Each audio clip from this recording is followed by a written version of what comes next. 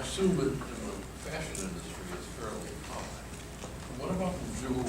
Is that, do you have a sense of what that answer to that is?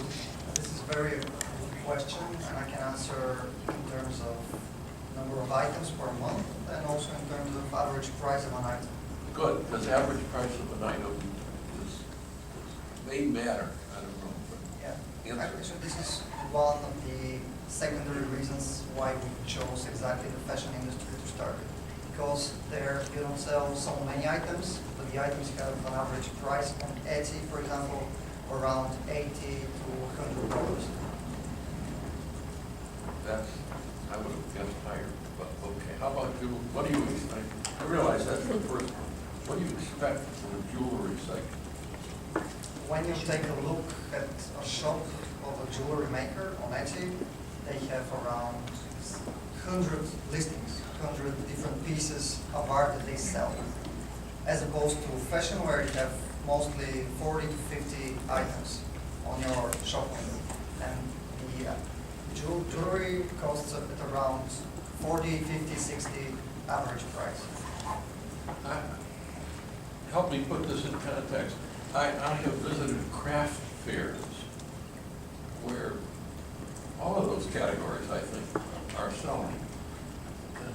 And my impression is that the average selling price is higher than you're talking about. Now, maybe just to enter the craft fair, they have to pay so much money that they can't afford to sell $50 items. Are the art fairs competitors? Not really, because they're local and they have, right? Not only, but they also are physical. I mean, you have physical space somewhere, Right. whereas online you can reach anybody, and we're targeting specifically online. I would say that the people who go to art fairs are only the tip of the iceberg.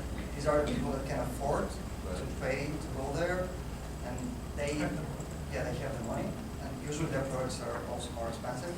And on Etsy, for example, there are 1 million sellers, and most of them are smaller scale, and their items are less expensive. And actually, they're also scattered around the world.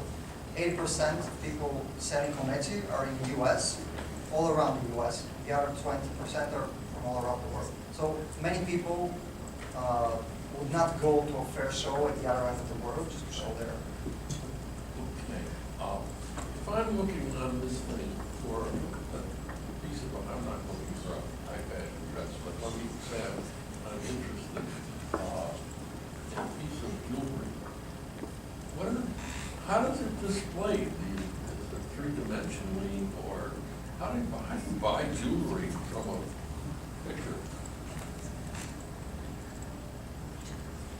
You have photos of dresses. Just photos. No Okay. 3D dimensions, no videos, and so on. Now, I understand the dresses being, yeah, And okay. it's not The just answer's one one-dimensional. Yeah, usually each item has around 5 or 6 pictures. Okay. Yeah, so you can see it from all angles. And tiny items are pictures very zoomed, so you can see the details. Tell me again what your actual service is to your client. What would you do for her? So what would Yeah, ARTery what we do? suggest to do. So, she has a profile on Etsy, she already has all of her items uploaded on Etsy with all of her information.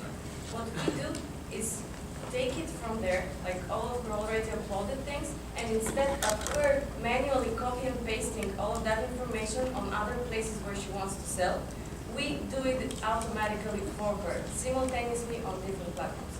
And afterwards, whenever she has some order or anything coming from the different retail spaces, we give her a notification so that she can know what is going on.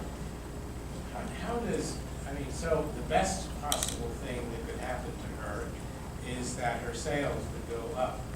Can all these artists, if you have many different, right now she's doing one platform.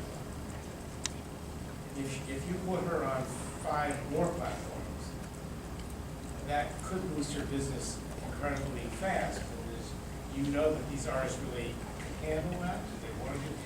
You're not doing any of the administration for her. She still has to make it, sell it, box it, transport it, and so on and so forth. And bill it, And bill it, right? or do you bill?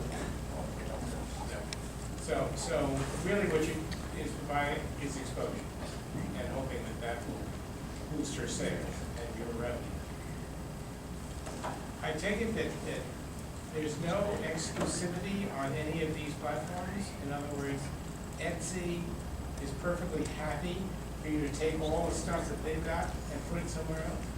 Actually, they would not even know that our program does this. Well, let's, okay. Let me put it this way, if they found out, then what happens? Our competitors are doing something similar with eBay, Amazon's practice when it comes to different platforms. We just shift our focus to artists and provide them the service that we think best suits their. Let me just, because are you taking it from Etsy? Or is it because they've said at the beginning it's a common app? And common app is something that I use. I mean, it's a common app is if you want to apply to 5 colleges, but you don't want to send applications to all 5, then you do that. Etsy's point of view, I was wondering if Etsy found out that you're taking all of their revenue, that you are taking the product that somebody's put on their website and put it somewhere else. I'm just wondering if that's a problem. Has the artist signed anything with Etsy saying that Or they have exclusive rights or something? Yeah. Actually, no. When you go to Etsy as an artist, you set up a shop and you start uploading whatever you want and whatever you believe that you sell. And you own the pictures, the designs, and everything. You can do with them whatever you want. And actually, when we went in the online forums and searched for the right topics, people discuss this all the time. They say, I have another shop on another platform, and it takes me a lot of time to do everything manually. So they already do something like this. They multiply their shows because it makes sense. It brings exposure and hopefully sales. We will just make the process automatic. Can I explain the solution in two use cases? It's not from our team. Yeah, I'm not, but I understand it fully. So the first use case is you already have items on Etsy, and you copy them to another.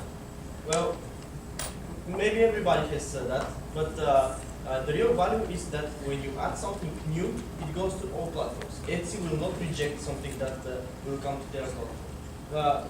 They may block the copying of the items, but if the users use it to add new items, Etsy will be happy about it. They will not reject it.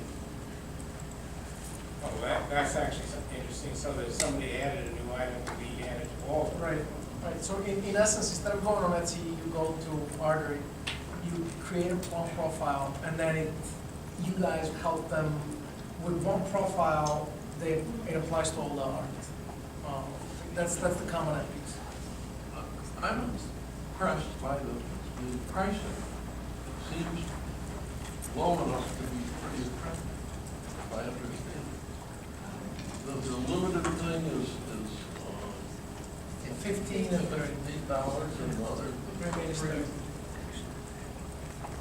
You wouldn't have to do a ton of sales at $50 a sale to make this thing worthwhile. I think it's, gotta try it. So when we thought about the prices that we want to charge, we researched our competitors and also other service providers that offer services to artists. And the prices range from like $10 for basic features to something like $50, $60. And when we talked to artists on the fair and also online and Facebook, many artists say, I would not pay more than $30 or $40 for a service like this. So we aim somewhere in that. So you're pricing the market, not the cost. Yes. Good. Thank you.